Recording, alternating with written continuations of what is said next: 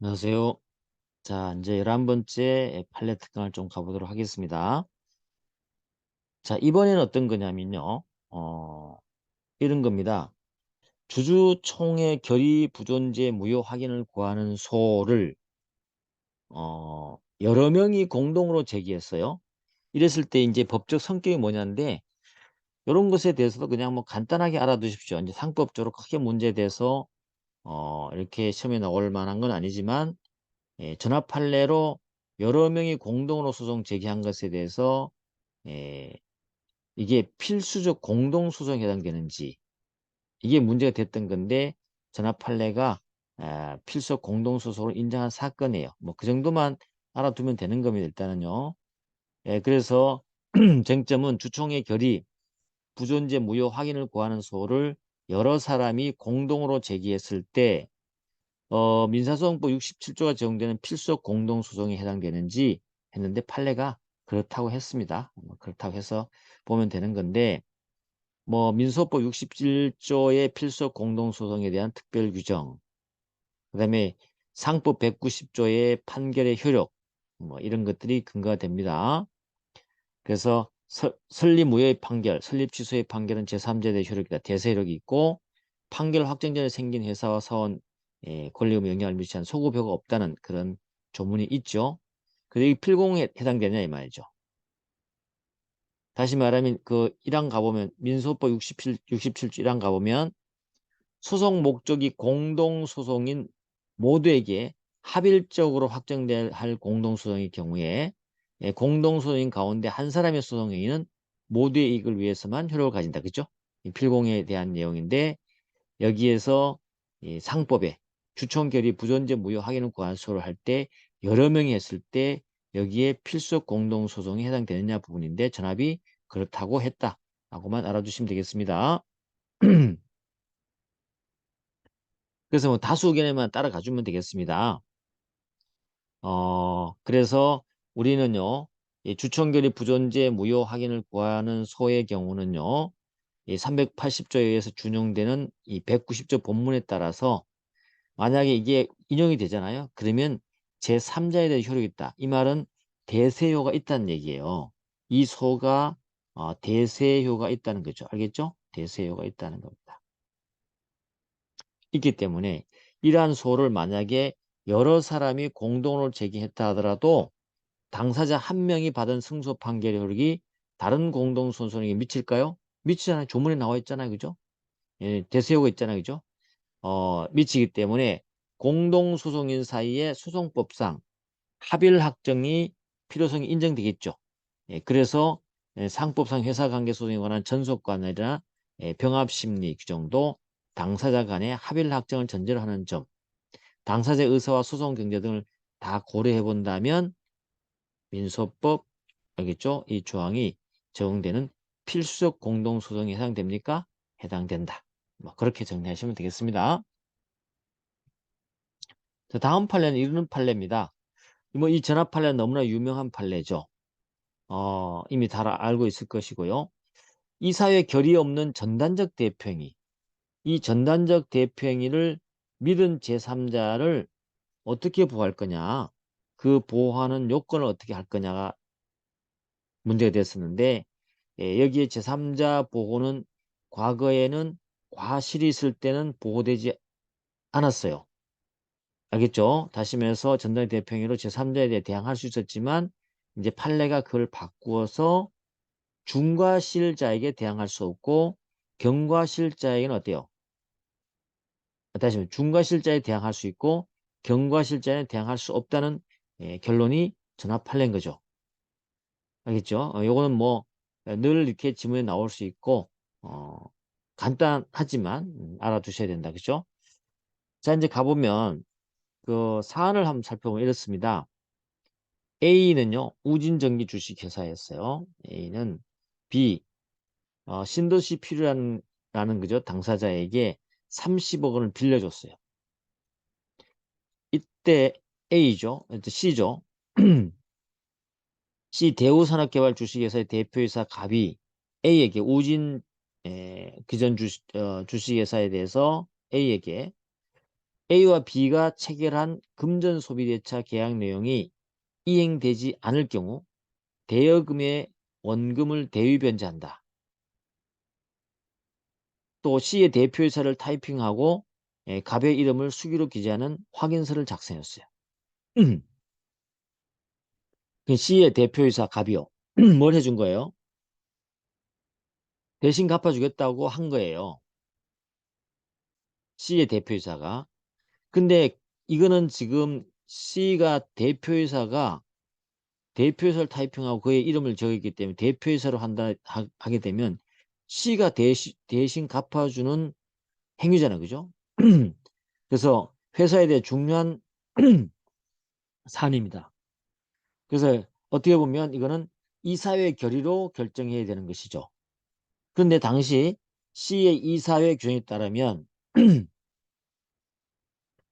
가액의 자금 도입 또는 보증행위를 할 때 이사의 부의사항, 그러니까 보증이라든지 이렇게 회사에 손해가 날 사항이 있으면 이사회 부의해서 결정하고 하라는 규정이 있었단 말이죠.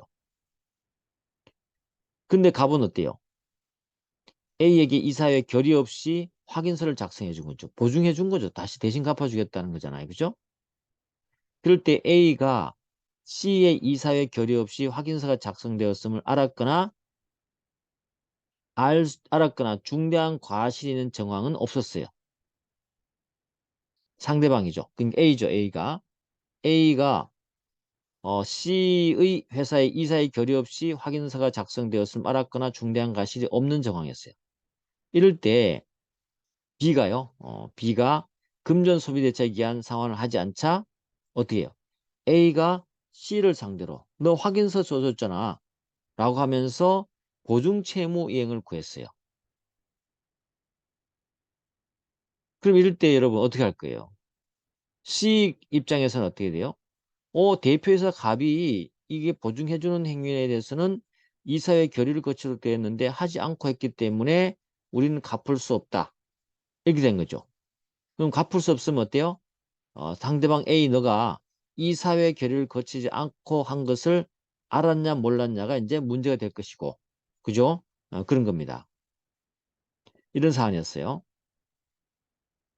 가봤을 때 쟁점은 이겁니다. 주식회사의 정관이나 이사회 규정 등에서 이사회 결의를 거치도록 대표이사를 어때요? 대표권을 제한한 거죠. 그렇잖아요, 그죠? 대표권을 제한한 거예요. 제한했는데 지금 갑은 어때요? 이 사안에서 갑은 이사회 결의를 거치지 않고 보증행위를 해버렸잖아요. 그렇죠? 대표권을 제한한 것을 위반한 거예요. 그럼 거래 상대방이 제3자가 상법 209조 2항에 따라서 209조 2항에 따라서 요거는 이제 한 명에서의 대표권 제한일 때 선의의 제3자에 대항할 수 없다는 규정이에요. 그 규정을 주식회사에서 준용하고 있습니다. 이 이항에 따라서 보호받기 위한 선의 이외의 무과실까지 필요한지가 검토되었는데 요걸 바꾼 겁니다. 과거에 선의 무과실까지 요구를 했었습니다. 그래서 과실이 있으면 대항할 수 있었어요. 그 상대방에 대해서 대항할 수 있었어요. 근데 지금 판례는 어때요? 무과실까지 요구하지 않는다. 그럼 무과실이 있다 하더라도 그죠? 과실이 있다 하더라도 대항할 수 없다는 것이죠. 이때 제3자의 그러면 중대한 과실일 때는 어떻게 할 거냐? 상대방, 제3자, 그죠? 중대한 과실이 있을 때는 그때는 거래 행위가 무효인지 문제됐는데 판례가 중대한 과실일 때는 무효라고 한 사건입니다. 아시겠죠? 뭐 다시 한번 미리 결론을 좀 말씀을 드리면 과거에요. 여기에 선의에 과실을 포함하지 않았어요. 대표권을 제한됐을 때 믿은 선의자에 대해서만 대항할 수 없었고 과실 있는 자에 대항할 수 있단 말이죠. 그 다음에 악의 중과실로 당연히 대항할 수 있었죠. 근데 이걸 바꿔서 이제는 선의이고 과실 있는 자에 대해서는 어때요? 대항할 수 없고 중대한 과실, 악이나 중대한 과실 있는 자에 대해서는 대항할 수 있다. 이렇게 된 겁니다. 이렇게 바뀐 거예요. 어쨌거나 또 다시 한번 보도록 하고 이러한 법리는 주식회사의 대표이사가 393조 1항에 정한 중요한 자산의 처분 및 양도, 대규모 재산의 차입 등의 행위에 관해서 이사의 결의를 거치지 않고 거래를 한 경우에도 마찬가지인지가 문제됐어요. 근데 우리 판례는 어때요? 법에 규정돼 있잖아요. 393조 1항에 보면요.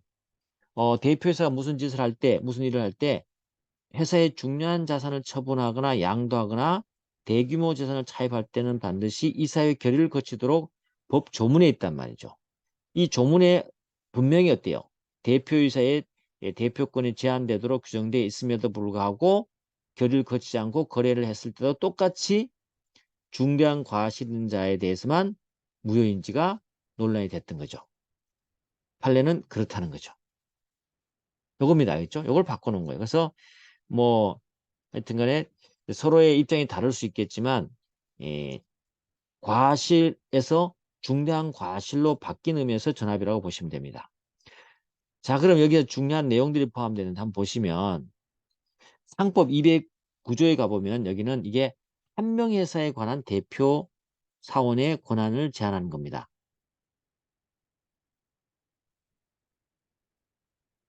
여러분 한 명 회사는 뭐죠? 인적 회사죠. 그죠? 인적 회사. 인적 회사하고 주식 회사는 물적 회사는 사실은 원래는 구조 자체가 달라요.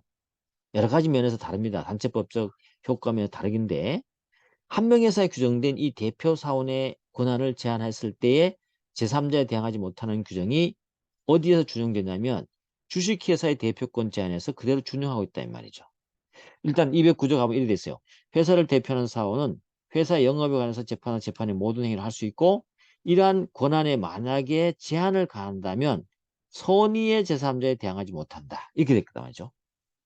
그럼 이 선의에 과실자를 포함할 거냐, 경과실자 또는 중과실자를 포함할 거냐 이 문제였거든요. 근데 과거에는 어때요? 대항을 못하는데 누구에 대항을 못했냐면 선의자에 대항 못했을 뿐이고 과실자에는 대항했었어요. 알겠죠? 대항했었는데 이제 판례가 어떻게 바뀌었다고요? 이제는 대항할 수 있는 자는 누구다고요? 중과실자로 바뀌어버렸어요. 이게 전압이 바꾼 겁니다.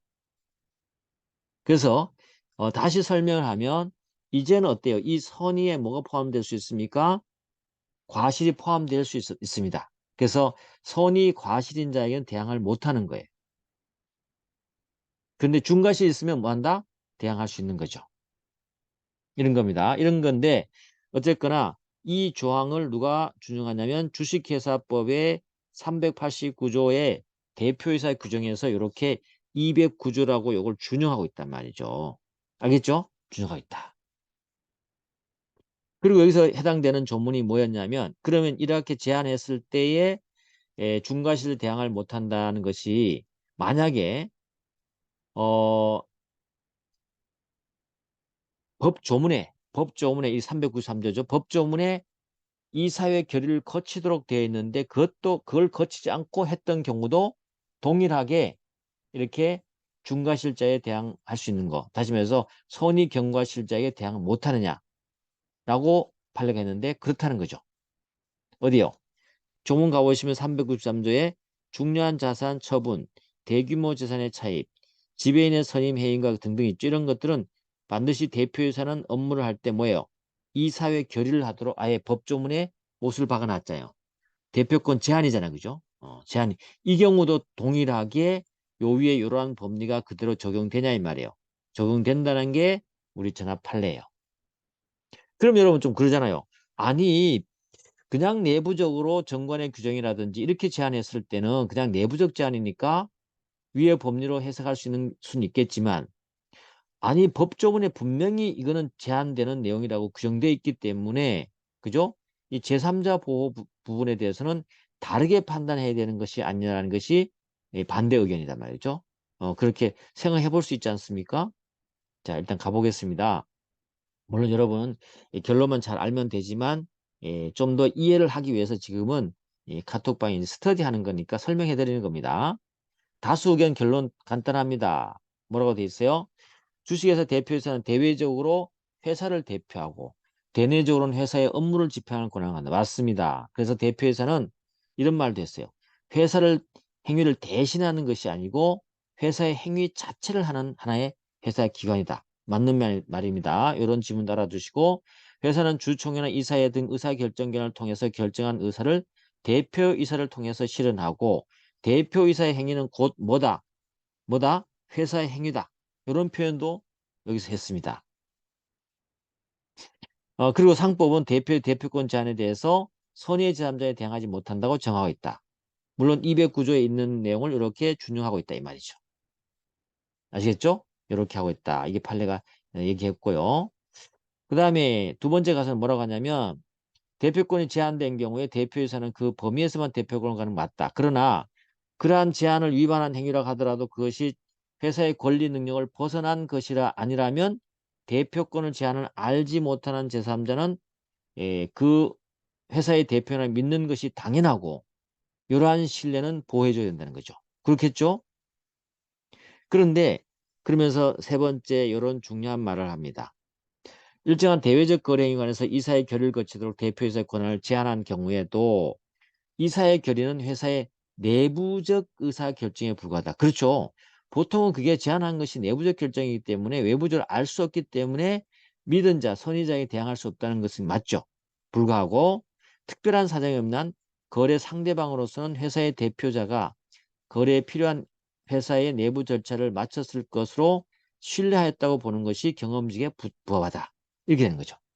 따라서 회사의 정과이나 이사의 규정 등에서 이사의 결의를 거치도록 대표이사의 대표권을 제한하는 경우 이걸 우리가 뭐라 한다? 내부적 제한이라 봅니다. 선의 제3자는 상법 209조 2항에 따라서 보호된다는 것이죠. 그죠? 그렇다. 그럼 좋다. 제3자는 보호된다는데 이 선의의 제3자는 어디까지 포함할 거냐가 문제됐는데 판례는 이렇게 해줍니다. 다수의견은. 여기서 거래의 상대방인 제3자라는 것은 209조 2항에 따라서 보호받기 위해서는 어떻게 된다? 선의 이외에 무과실까지 필요하지 않는다. 그런 게 뭐예요? 과실이 있더라도 보호받는다는 뜻이에요. 그렇지만 중대한 과실이 있는 경우는 제3자의 신뢰를 보호할 만한 가치가 없다고 보아서 거래 행위가 무효라고 해석함이 타당하다. 중대한 과실자에게는 대항할 수 있지만 경과실자에게는 대항하지 못한다고 이렇게 판례를 바꿔버립니다. 알겠죠? 요게 전압 판례에서 바뀐 거예요, 과거에. 그러면서 뭐 중과실 얘기를 쭉 합니다. 뭐 중과실 얘기가 늘 나오는 얘기니까 그렇게 보면 되고 그 다음에 여기서 제3자에게 중과실이 있는지 판단할 때는 어떻게 한다고요?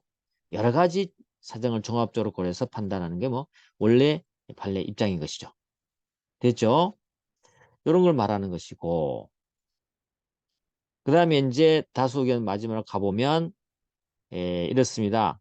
제3자가 대표이사와 거래를 하면서 회사의 이사의 결의가 없었다고 의심할 만한 특별한 사정이 없다면 일반적으로 결의가 있었는지 확인할 필요는 없다. 또 제3자가 어때요? 굳이 이사의 결의가 있었는지 없었는지를 확인할 조치를 의무는 없다는 거죠. 없다고 판례가 얘기했고요.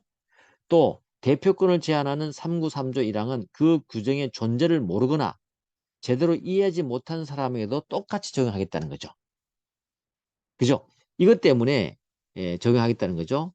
그래서 법률의 부지나 법적 평가에 관한 착오를 이유로 적용을 피할 수는 없기 때문에 3구조 1항에 따른 제한은 내부적 제한과 달리 볼 수도 있지만 주식회사의 대표이사가 이 조항에 정한 중요한 자산의 처분, 양도 등 있죠. 여기에 대해서 이사회 결의를 거치 않고 거래를 했다 하더라도 이 또한 설령 있죠. 조문이 있죠. 이렇게 분명히 대표권 제한할 때 이사회 결의를 거치라고 있었다 하더라도 이건 우리는 물어본다. 내부적 제한과 동일하게 봤다는 거죠.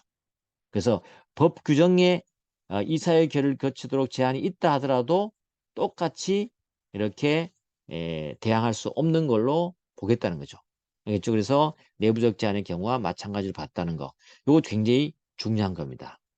그렇게 결론 냈다는 거 생각하고 우리가 반대 의견에 대해서는 여러분들이 뭐 한번 또 생각해 볼 수 있는데 일단 다수 의견을 정확하게 알고 있는 게 좋습니다. 알겠죠? 근데 반대 의견을 간단하게 하나 말씀드리면 아니 어떻게 어, 한 명 회사의 대표권 제한하고 우리 주식회사의 대표권 제한은 일단은 일부에 대해서만 내부적 제한하는 그런 부분에서 준용할 수 있지만 법에 규정된 이런 것까지 그죠? 이렇게 동일한 법률을 적용하는 것은 회사가 물적 회사하고 인적 회사의 서로 다른 부분을 갖게 봤다는 점에서 잘못이 있다라고 반대 의견 계속 얘기하는 겁니다. 그리고 또 한 가지는 이 과실에 대해서 판단할 수 없게 아예 중과실로 못 박았다는 것 자체도 실무적으로 있죠. 여러 가지 이 과실 상계를 할 수 있는 그러한 여지를 없앴다는 점에서 문제가 있다라고 반대 의견을 얘기합니다. 그래서 반대 의견을 이해를 못하면 그냥 넘어가도 상관은 없지만 알겠죠? 그렇다는 거. 자, 그럼 우리가 사안을 한번 결론 내려볼까요? 이렇게 어떻게 해요? C가 부담하게 되는 위험의 정도 등에 비춰볼 때 30억 원의 채무를 보증한 취지의 이 사건 확인서를 작성하기 위해서 C가 이사회 결의를 거치라고 규정이 있었잖아요. 결의를 거쳐야 한다는 점이 대외적으로 명백한 것은 아니에요, 사실은. 그렇죠? 그렇다고 알 수 있는 것도 아니잖아요. 자기네 내부 규정이니까. 그래서 회사와 거래하는 상대방은 주식회사의 대표이사가 거래에 필요한 내부 절차를 밟았을 것으로 신뢰한 것이 경험칙에 부합하고 그래서 A가 이 사건 확인서 작성에 관해서 야, 너 이사의 결의 거쳐서 등등을 물어볼 필요도 없고 의심할 만한 특별한 사정도 인정하기 어렵다는 거죠. 그래서 C의 이사의 결의 없이 확인서, 보증 확인서를 작성하는 부분에 대해서 제3자인 A가 이걸 알지 못한 데에서 악의가 있거나 아니면 중대한 과실이 있다고도 볼 수 없다는 거죠. 그래서 C는요. A에게 대여금, 원금을 대위 변제해야 된다. 거기에 따라서. 알겠죠? 제3자가 악이나 중대한 과실이 없다고 본 판례입니다. 그죠? 그렇게 우리가 결론 내려보면 될 것 같아요. 자, 그렇게 해서 오늘도 시간이 좀 많이 오버됐는데 마무리하도록 하겠습니다. 감사합니다.